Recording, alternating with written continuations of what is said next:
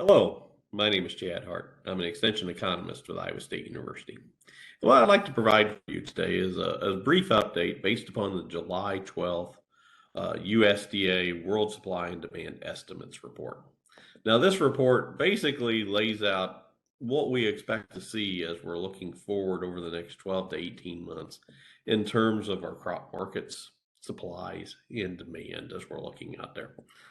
Um, Basically, I'll say it this way. This report was seen as slightly bearish, but when you combine it with the information about higher inflation rates as we look out there and concerns about the general economy, it led to a fairly negative response as we looked at markets over the course of not only July 12th, but in the run up to July 12th. And so we did see a bit of recovery on July 13th, and I'm going to argue that's something to watch as we're looking out here in terms of this balancing concerns about a slowdown in the general economic activity versus, I'll put it, concerns about crop supplies as we look at a deepening drought here, especially across the eastern part of the Corn Belt.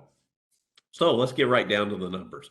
Right before you there is the USDA's corn supply and use table. And when we look here, the big adjustments were due to acreage shifts that was being incorporated from the June acreage report. So, for example, for 2022, USDA added 400,000 acres to their total here, which meant we're looking at larger production in 2022 than previous estimates here.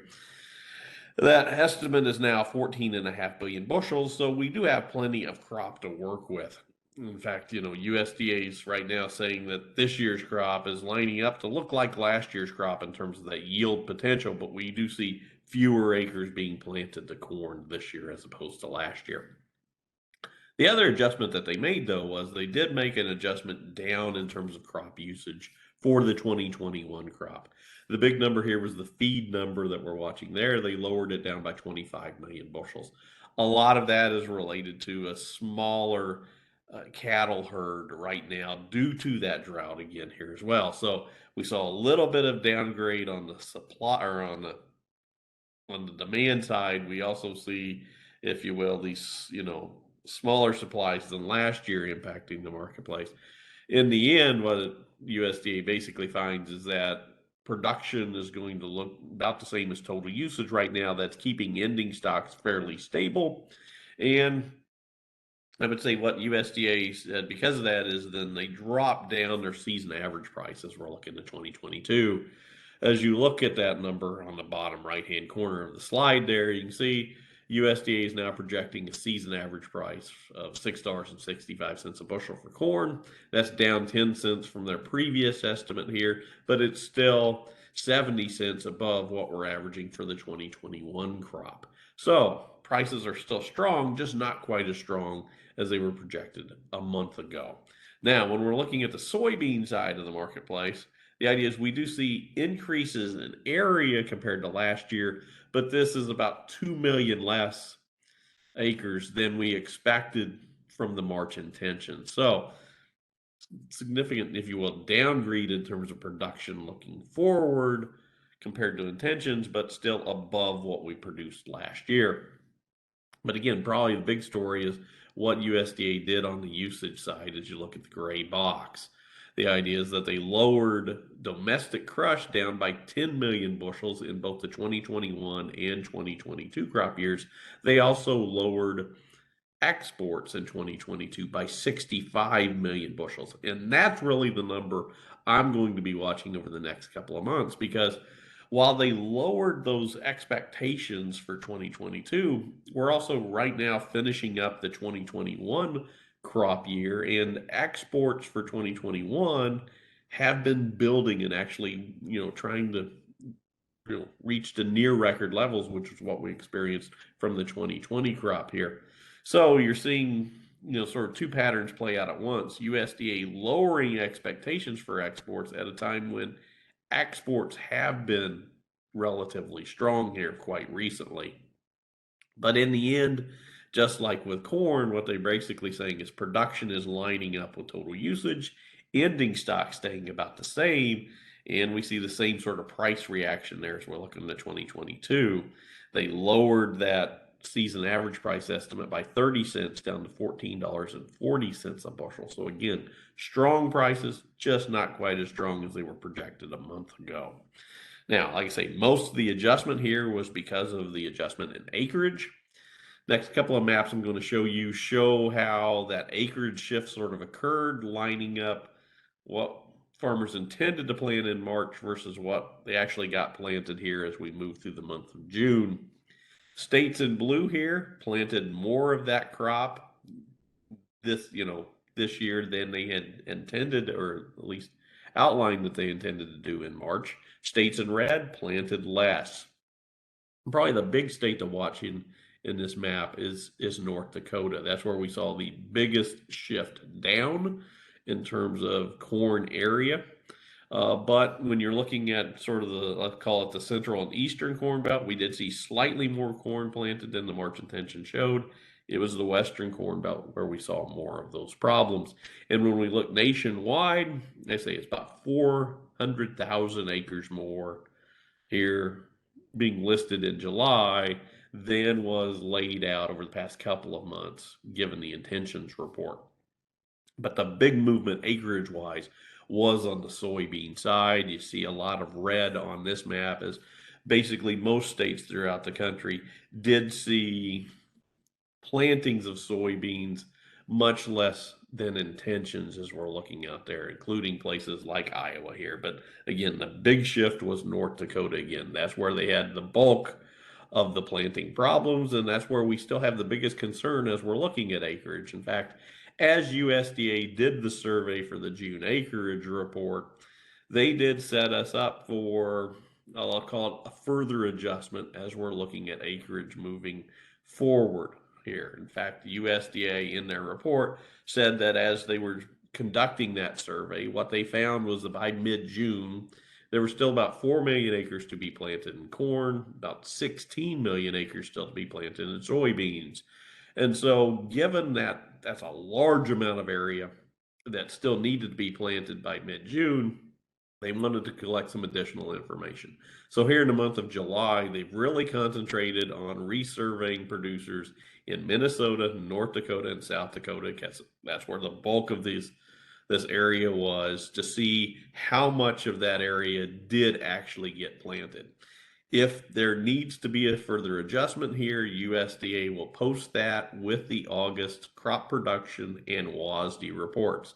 So stay tuned on area. We could see those numbers slide down a little more as we move through this summer due to the planting problems we saw earlier this year. But that is not the only thing that we're watching to see in terms of that production side as well. Another thing I've been keeping my eye on has been the drought monitor. And as we look here, we're seeing some development of, let's call it, stronger drought signals as we're looking to western US, especially as I'm looking here through Nebraska into western Iowa. But also we've seen more development as we look to the eastern side of the Corn Belt, and especially in the case of eastern Illinois into Indiana, we have seen some of those abnormally dry to moderate drought conditions extend themselves further up into the eastern Corn Belt. And that does raise some concerns that we could see some yield erosion as we're looking forward, especially if the drought outlook shows here that we do see that drought deepening as we look at the eastern Corn Belt. And I think some of the bounce back that we saw on July 13th in terms of pricing was related to concerns that we could see more weather problems start to impact this crop, shrinking up those supplies a little bit and providing some additional price support to our crops as we move through the bulk of the summer. Now, so shifting to the usage side of the market, as I mentioned, we're seeing some conflicting signals from USDA. This is to show you sort of the data as we're running up here into July. What we had been seeing with the 2021 crop was a surge in export demand here, especially over the past 3 to 4 months, due to the impacts of the Ukrainian war. If you look at the red line here, which is our exports for the 2021 crop, versus the black line, the 5-year average in terms of our export sales, What you see is that we had been hovering around average from about harvest last year up until about the start of the Ukrainian war. Once the war started, we saw our exports ramp up well above average pace and, in fact, approach levels that were record for us. The 2020 crop, the line you see there in green, represents the biggest quantity in terms of soybean exports we've ever seen. And so we have approached those record levels. USDA is saying, though, we'll come back off those levels as we're looking forward in the next year. The challenge to that, though, is when I look at advanced sales, so sales on the 2022 crop already, those are running very strong right now. We're up nearly at 525 million bushels already sold out of the 2022 crop to the international market. That's well above the 5-year average and well above what we've seen over the past couple of years, including that record year of 2020. So sales have been good thus far, but USDA is expecting that to slow down as we're looking forward. And I think a lot of that is due to, again, increased competition coming out of South America. So we are going to see more soybeans worldwide. Combine that with a stronger dollar, and that's sort of the reasoning behind USDA's sort of conflicting signals here on the export situation. Now, when we're looking at corn, we hadn't quite seen a surge due to the Ukrainian war, but what we've seen is fairly slow, steady, but I'm going to call it above average demand for corn. When we compare the red line to the black one here again, so this year's exports versus the 5-year average, we're running ahead of that, and it's been fairly consistent throughout the entire year here. Not quite the record levels we saw from the 2020 crop, but still good export demand for corn. Now, what we see when we look at the advanced sales for 2022 is that gap does shrink down a bit here.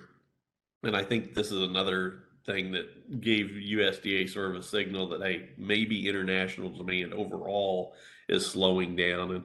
And we're going to see more of that impact as we're looking at the soybean market here. But it does show the corn market falling back towards that 5-year average in terms of export sales. When we look at other demand for our crops out there, feed demand being the next prominent, we do see meat production slowing down as we look into 2023, but basically the vast majority of that slowdown is coming from the beef side. And so if you think about beef production dropping in 2023, that's likely meaning that as we look at feed demand in 2022-23, it's likely to be steady to lower as we're looking forward. And so that means we're not likely to see additional growth here. Where we might see some will be on the biofuel side, because we have seen corn grind for ethanol reach back into the levels we saw back in the heydays of 2016, 17, 18. We haven't seen the market move beyond that because of the high gas prices, but we're looking at something that's holding fairly steady as we look out here.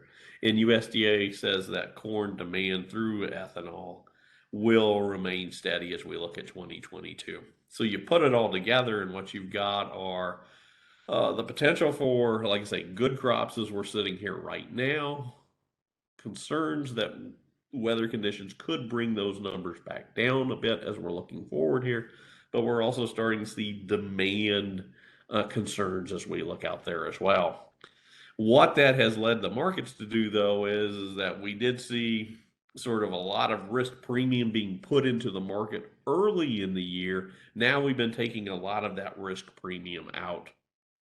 But even taking a lot of that risk premium out, we're still looking at historically strong prices for our crop markets. So we look at nearby corn, it's still pricing in that $7 range as we look out there. By the time we're looking at harvest time here for the 2022 crop, we're down around $6. And it stays around $6 as we look out deeper into 2023, gearing down to maybe the 550 range as we look at harvest time of 2023. So historically strong prices, but significantly down from where they were just a couple of weeks ago. So the market has pulled a lot of that risk premium off. That's why when you look at the season average price estimate that the futures market is offering right now, it's more in the 580 range, where USDA is up there around 665. So we went from a market, say, a month ago where the futures market was more bullish than USDA to now where it is more bearish than USDA as we look out there. But at either level, we're still looking at fairly strong prices that are high enough to cover the high production costs that we've incurred as we've moved through the growing season here in 2022.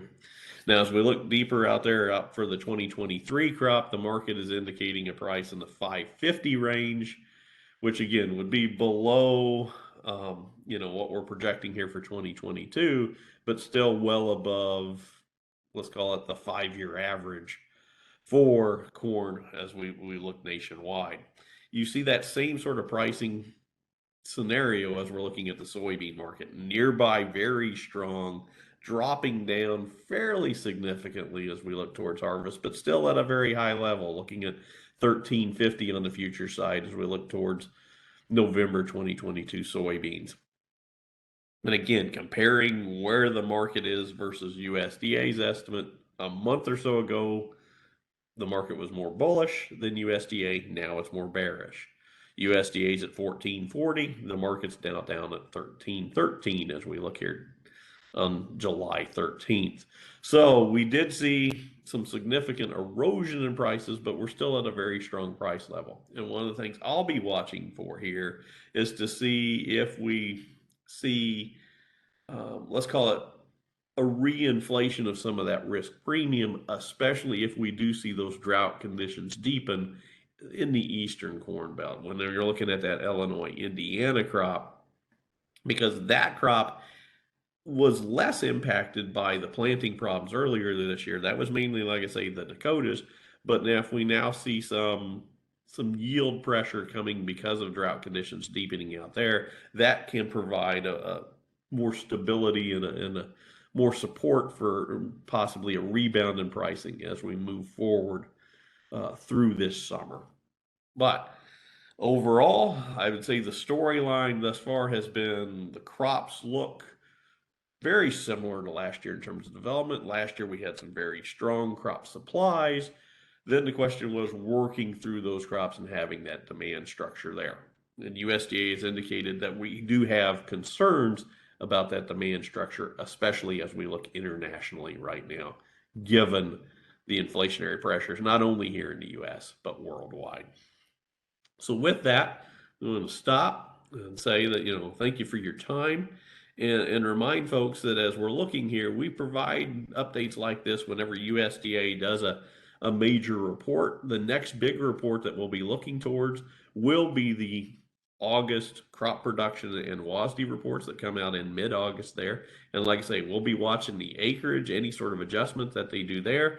And I'll be keying on those export numbers, looking to see, do we see that erosion in those export sales, or will we see USDA sort of make a U-turn here, given the strong sales that we've seen up front, especially for soybeans? Do we pull that number back up again as we're looking forward? So with that, my name is Chad Hart again, Extension Economist at Iowa State University. Thank you for your time, and we'll see you on the internet next time.